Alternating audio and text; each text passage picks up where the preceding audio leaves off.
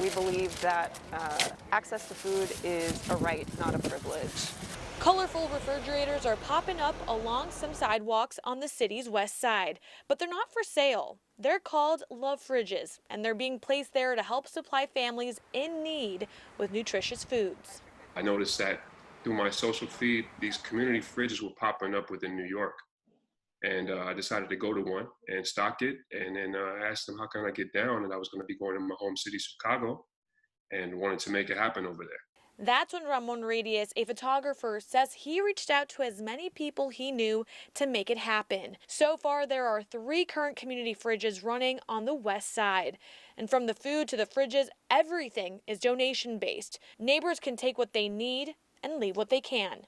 The recent pandemic has kind of highlighted, well, it's definitely highlighted inequalities in our food system in Chicago.